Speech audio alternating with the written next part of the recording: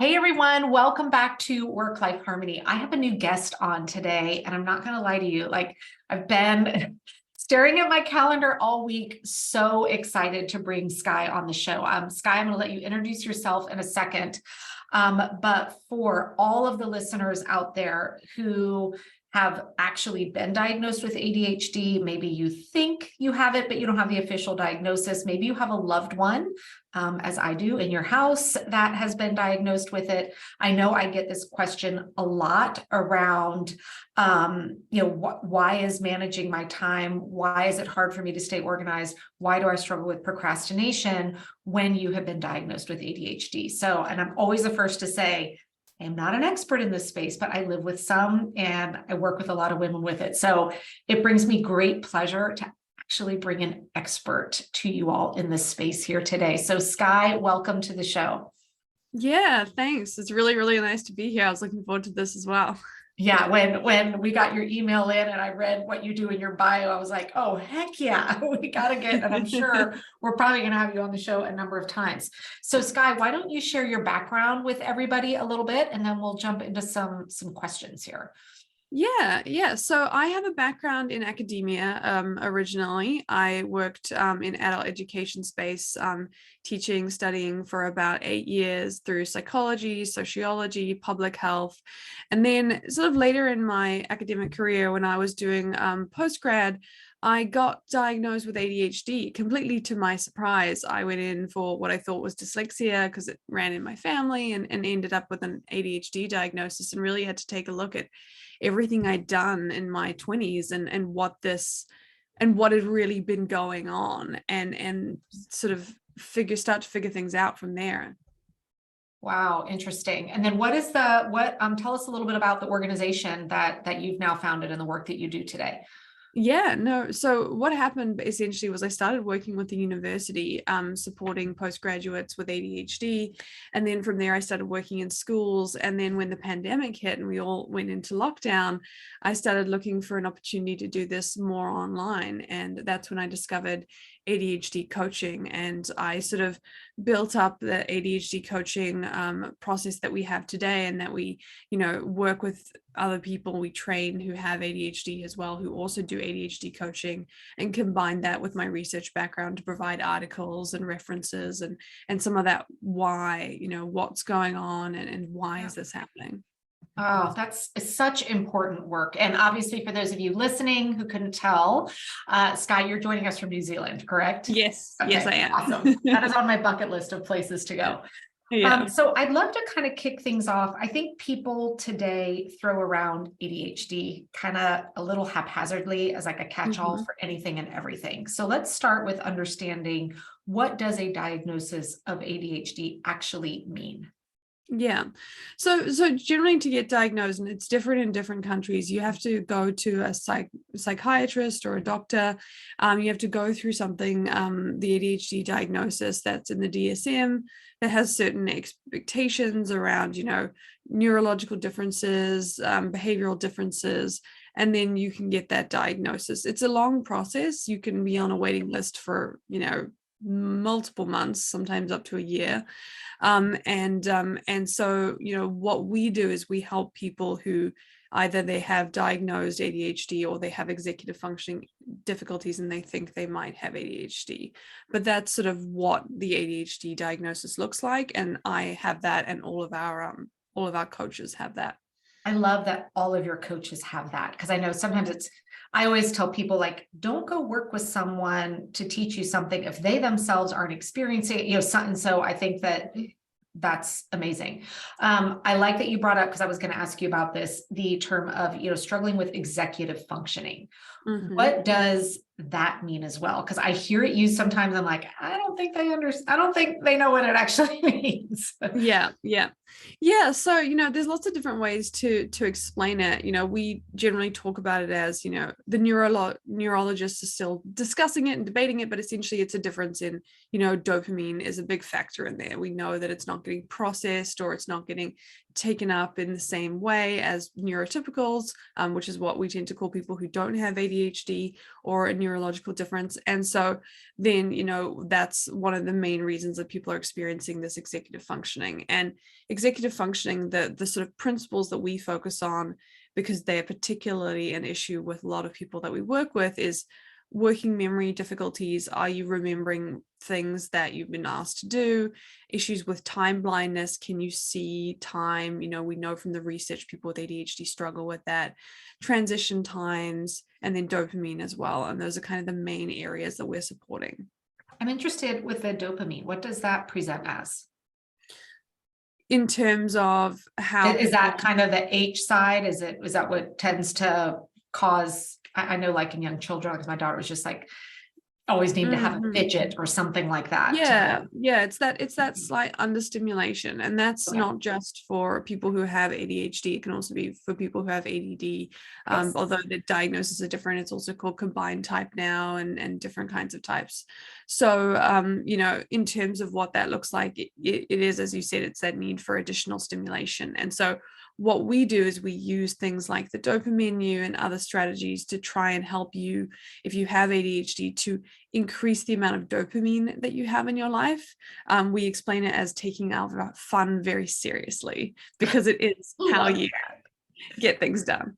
Oh, I love that. And yeah, I think I like that you brought up the ADHD, ADD. I know here, I think in the US, I feel like it's all just combined into one. Like there used to be the different diagnoses, but now it all falls under the umbrella of ADHD. So if you're listening and you've thought, oh, is it ADD or ADHD? My understanding is, at least here in the States, it all tends to just fall under one umbrella now. Yeah, we work with different countries, and different countries have different ways of doing it. But what we do is we will support anybody who has ADD, ADHD, or thinks that they have struggles with executive functioning. We sort of support everyone under that umbrella. Awesome. So obviously, where I want to spend our time chatting today is under this. I love that you called it time blindness. So I know one of I'd say the top two biggest questions, concerns, things like that I get from women in my community that are diagnosed with ADHD is, I can do the plan, but then I can't stick to it. I start on it, but then all of a sudden 2 hours are gone and I didn't even realize I wasn't working on what I thought I was going to plan to work on, and time is just gone, or things take a lot longer. So I'd love to hear from you what this time blindness is, what causes it, and then what might be some tools that people can start using today. Yeah. So time blindness is a really interesting one. It's not always even really, it's something that we've only really started to learn about in terms of how it affects people with ADHD. But what we know is that, according to the research, people who have ADHD experience time differently to neurotypicals, which is something I didn't even realize. A lot of people don't even realize. Yeah. And a great way to consider it in some of the research that they've done is if you have somebody in a room and they have to press a button, for example, and you ask somebody who's, neurotypical, can you press this button after 5 minutes? Well, they're going to get closer to that 5-minute mark than somebody who has ADHD. They might be pressing it after a minute, pressing it after 10 minutes. And it really depends on kind of what they're doing, what they're interested in. Those are the factors that affect the time. So there's not that internal clock. And so what we talk about here is we talk about externalizing time, basically taking the workload, and this is what we do with a lot of things around ADHD and executive functioning support, taking the workload off your brain so they can be free to do the things that it's good at, because ADHD, we do have a lot of strengths. Yes. Yeah. And so, figuring out, okay, well, let's figure out how to make time something that is happening around you. So there's a variety of different ways we do it. Obviously putting more clocks around can be really helpful. We have, we discuss timers, but we use them a bit sparingly. We also discuss natural timers. So there's a lot of things in your life you don't even realize act as a natural timer. For example, putting the kettle on to boil, that's 3 minutes. A podcast is about 20 minutes. There's a lot of things you can do that help you keep time without having to constantly have timers in your life, which can be a bit stressful. I love that. Oh my gosh, that's that right there, I think is going to be a game changer. I know again, this is just from personal experience. Oftentimes diagnoses of ADHD can parallel or come combined with some anxiety diagnoses Yeah. as well, which Mhm. means timers are a Yeah. really bad Yeah. solution, because all it does is increase the stress of, oh my God, the timer. I Yeah. cannot set a timer for my daughter for anything. It flips her out. Mhm. Now, Mhm. some people with ADHD have thrived with timers. Some women in my community do, but then they tend to say, yeah, I'm not usually, anxiety is not my thing, but we have Mhm. to keep them very short. That's why I like the Pomodoro technique sometimes for, because we're keeping those timers at 15 minutes, 10 minutes, like a 60-minute timer. I mean, that's just almost crazy. But I Yeah. love thinking about this idea of natural timers.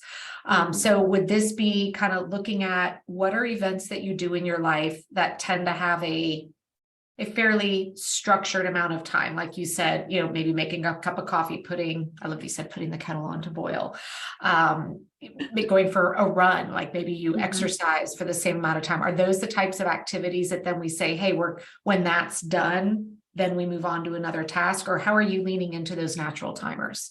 Yeah, so it's very much as you said, it's about crafting that flow, because it's also about understanding, okay, what are the things that have to be done at a particular time? Taking medication, for example, going somewhere. Those are things that might need a timer to say, hey, it's time to go now. But a lot of the other things in your life, we can use timers that have a bit of flex to them, because our life has that. And so that can be really Mhm. helpful. So for example, the other timer that I use sometimes is, I recommend, if you're trying to get started on work, then you sort of motivate yourself by saying, okay, I'm going to sit down, I'm going to drink this cup of coffee, I'm going to read an article or two or watch a YouTube video. And when the coffee is done, that means my time is up. And that provides you with a bit of a natural timer, because sometimes the coffee is, takes a bit longer to drink if you want that bit of extra time. Things like that. You can kind of give yourself a sense of time. So it's really just about, it's not about going, okay, you have a regimented time schedule that you have to stick to, because no one is doing that. Neurotypicals aren't doing that specifically all the time. It's more about going, how can we take time that's not happening in your brain in the same way and put it out into the world in a way where you can see, okay, well, I can't sense 5 minutes, but I know that's 5 minutes, I know that's 10 minutes. Those things can be a helpful starting place for people, particularly if, like you said, there is that resistance to timers, which I totally understand.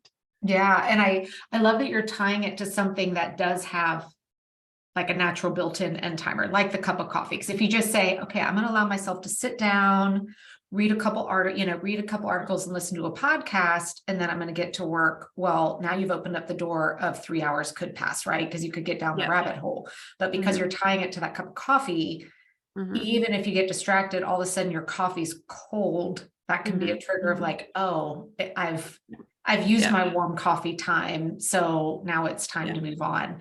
What are your thoughts on either good or bad on kind of creating routines of specific activities, not for specific amounts of time, kind of tied into that? Like you said, a morning routine where you allow yourself to do these 3 or 4 things while you're drinking your coffee, and then you move on to the next kind of routine chunk of your time. How do routines play in?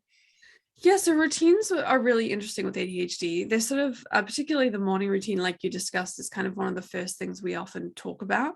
And we talk a lot about structured flexibility. So we want that structure, but with ADHD, we want that flexibility as well, because it's going to be that resistance, there's going to be that shift. And so what we tend to do is we recommend, we go through people's lives, obviously with coaching, we go through your life very specifically, and we provide a lot of like detail for the person. So we tend to talk about, okay, what's missing in people's lives. Then we talk a little bit about what tends to work for people. So for ADHD, that morning routine, it might include something around a bit of movement, a bit of Getting that dopamine we stimulation talked going. about. Yeah, which we know, supports working memory, which is a big factor when you're going to get into the workday. A bit of that dopamine that we talked about, and we try and figure out a very easy flow. So a great example of that is, if you go to the shower and then you go back to your room to get changed, sometimes people get stuck there on the phone for like another 30 minutes to an hour. So if you get changed in the shower right after, you go straight to, the kitchen, you put the kettle on, now you're on a timer. The kettle's, you make breakfast while the kettle boils, you sit down, you have all of those things while you have that cup of coffee. Yes, we do use the kettle a lot. It's a great natural timer. and then you can just see, and you're moving on, and you've got that flow going. And that's often what we're talking about when we're doing those routines. But then we do have to adjust it. People come back the following week, they say this worked, this didn't work, we adjust. And so I love that phrase, structured flexibility. See, I have my structures, freedom behind Yes, me. I saw that. I'm Yeah. a big believer that structure creates freedom, but structure meaning not every single morning from 9 to 9:10. That just that'll last like a day. When you talk about structured flexibility, is it that combining, these are the activities we're going to do, but maybe one day it takes 5 minutes longer, or like how are you differentiating the structure and the flexibility there? Yeah, that's a great question. So what we tend to do is we ask people to make a routine, a squished version of their routine, and then a stretched version of their routine. So the key is to kind of keep the routine, particularly if you're building up a habit. So, for people who want to exercise, for example, say they want to do yoga in the morning, we'll have, okay, you've got 10 minutes of yoga, 30 minutes of yoga, or you just do a downward dog in the lounge and go on with your day. Yeah. And that's that sort of, it's which one am I choosing? Because again, with that executive functioning, you don't want to have to think in the moment, what's a shorter version of this? Because your brain will just go, not doing it. Okay, moving on. Yeah, but you've got the flexibility to choose. And I know for me with my mornings, I kind of have what I call like my A mornings and my B mornings. And I don't really decide which I'm going to have till I wake up, because I don't know. I kind of want to listen to my body to know, oh, this is like a lot for me, is how much time at my desk, how much time am I out exercising? And some mornings that exercise is longer because I know I'm going to need that. And I'll go to bed with like what I think I'm going to do, but I still give myself the grace to change my mind in the morning based on events. And then there's always what I call my C version, which is like you wake up and like all hell's broken loose, like people are sick or whatever, and you're like, oh, none of that's happening. One more question I'd love to dive into. I could probably pick your brain here for like an entire day.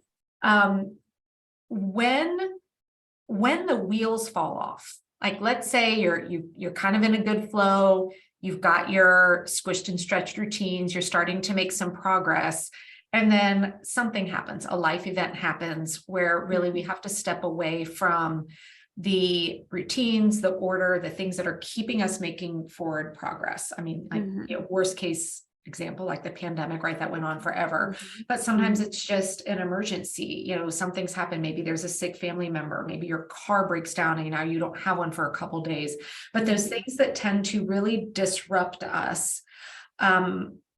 What some of the things I've learned and read is then getting back on into the routines can be significantly harder for people with ADHD when they've been, forcibly kind of taken out of them.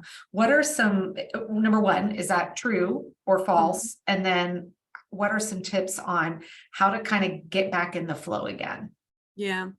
Well, I will say that, definitely for a lot of my clients, in a lot of different situations, that has been exactly the case, is that, when we break that habit, it's much harder to put it back together. It's that working memory, executive functioning combination, you're you're remembering like, what came after this? I don't remember, especially if you haven't built that habit out yet. So that's why we do recommend the squished routine, if at all possible. And we make that squished routine really squished, like meditation is just closing your eyes for a second, taking a deep breath and moving on, to kind of keep an eye on that. But if you really have to, step away from, the structure that you have to do and you come back into it, what we tend to do for people is, if it's their first time having that experience, first of all, it's important to know it's very normal. It's very normal to struggle with this. So, definitely, we always say, bring your worst self to coaching. And sometimes people are reluctant to do that. So, that's kind of one of the things. But what we do in that moment is generally we create a plan, which is called kind of the everything falls apart plan. So how do you get back? And we actually have a stepped idea for what that's going to look like. It can be different for different people, but it would generally involve going, okay, this is your calendar system, this is your task system, this is your routine system, these are your priorities. So, similar to how you might do on a Sunday or a Monday, you might take a minute and give yourself a bit of, leeway in that first day and just go, okay, well, all I'm going to do is get up and maybe do something that I enjoy. So for some people, it might be like, I'm going to grab a coffee from somewhere, or, go outside, sit in the grass, and I'm going to try and do this plan so that tomorrow I can start on the routine. So these are the systems that we tend to do. I love that. So, and I like to hear this because one of the things, again, I feel like I always have to put the 20,000 disclaimers. I am not a professional. I'm not whatever. But one of the things that I've been coaching some of the women in my community when they get to that place where the wheels have fallen off. I mean, the foundation of everything I teach is weekly planning. But for some people, I'm like, sometimes we're so far gone that the thought of creating a weekly plan is completely overwhelming to you. And in that case, I say, okay, at the end of today, take a few minutes and at least plan out just tomorrow and nothing else, so that we start to retrain that muscle memory and not get anxious and overwhelmed about looking at the week at a whole, and stay in that, at least just look at tomorrow at the end of today for a few days until things start to kind of gel back and we start to get that muscle memory back in place. Do you think that is still a good suggestion? Yeah, I think it can be. I think with ADHD as well, you really have to, check in with the person and just double, because some people are like, my brain's not going to do that. And I'm like, fair. That's not what we're doing. Let's think of something else. But also it's about adding that dopamine. So, especially if it's a new habit or you're getting back into it, it's going, okay, how much dopamine, which is basically stimulation, fun, that kind of thing, can we add to this? So is it going to be sitting in the sun in your favorite spot, eating some breakfast, listening to something? Like, what can we do? And I work with parents, so I understand that can be really tough. What can we do to kind of get through to a place where you think about it and you don't feel dread? You feel like, oh, okay, this could even be fun, because I try and put the planning that we do in that self-care category rather than that work category, and that really helps. And I know, I mean, some of the silly things that I know I use and some other women in my community use is, again, if you're a sticker person and you're using a paper planner, like get the stickers out and put some of those on your day. If that brings you joy. If that sounds like stress, dear God, don't do it. Another is sometimes when I'm having a hard time with doing large plans is I stand. So I'll use a wall and post-it notes. So I'm being in motion, like my body moving is really helpful. One of the things I do with my daughter when we're working on some of this stuff is she sits on a bouncy ball instead of a chair. So she's moving as we're doing that. And then it helps. Like I find that's been a game changer for us at home. Are there any other little things like that you can think of that people can maybe be, getting the dopamine benefits while still kind of working on something? 100%. We talk about this all the time. So one of them is, if this is something you really are prioritizing and you're just struggling to do it, what time are you doing it? Maybe the afternoon isn't a good time for you. When are you? It's never good for me. When are you most of them? Sorry. No worries. And it's funny. And it's true. I think most people always think, oh, it's the afternoon's the worst. The morning's the worst for my daughter. We do better in the Interesting. It can really depend. So in terms of kind of what time works for you, with that, with the morning time can often work sometimes. And so it's about like the time that works for you. But I'd also say, and I have some right here, do you have like fidgets? These could be really helpful. It's we own both of those. Yep. So those can be really helpful as well. But also maybe you want to go out to do this, maybe you're just not going to get it done at home. Can you go somewhere to do this? Can you do this with somebody else? We call it body doubling, doing it with a friend. So it's really about, and also if you're starting out on a newer thing, you're going to need more activation energy for it. So you might think to yourself, okay, this is great, but like, I can't have a chocolate biscuit and a friend and a whole bunch of things to like get started. Every day. It'd be great. but it's not always going to be like that. You know, once you get on that system, once you build those plans, it will become easier as you go.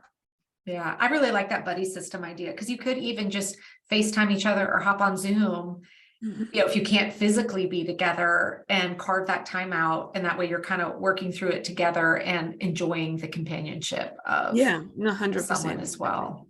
Exactly. Oh, this has been so incredibly helpful. I am 100% confident we will have you back on the show, because I know questions are going to Awesome. come in from listeners. So we'd love to be able to have you back for round 2 on this. In the meantime, where can people connect with you, learn more about what you do, etc.? Yeah, so you can find us at unconventionalorganization.com. That's unconventional organization with a Z or an S, depending on Oh, where it you does are. both. Okay, I was gonna say you've got it covered for both spellings. I got it covered from both Fantastic. sides. You can also find us at Unconventional Organization with an S on Instagram. And what we have there is, obviously we have our coaching services, you know, if you do feel like you need that additional support, but we also have a lot of articles that are there just for you to access if you want. It's got a lot of our strategies. We've got everything built into different categories. And so, yeah, whatever you're looking for, chances are you'll find it there. Awesome. And guys, we'll drop all those links in the show notes as well. I would highly encourage you, if you're on Instagram and this is something you are working through, if you have loved ones, definitely go follow Unconventional Organization on Instagram. There's just chock full of great information for you. Truly, you could, but set a natural timer for yourself, because you could spend hours out there and get lost in it. Skye, again, thank you so much for giving us some of your precious time today. This has been incredibly helpful. No worries. It's really been great to be here. I'm really excited to see what people's questions are. I love answering these questions. Yeah, me too. All right. Thanks, everyone.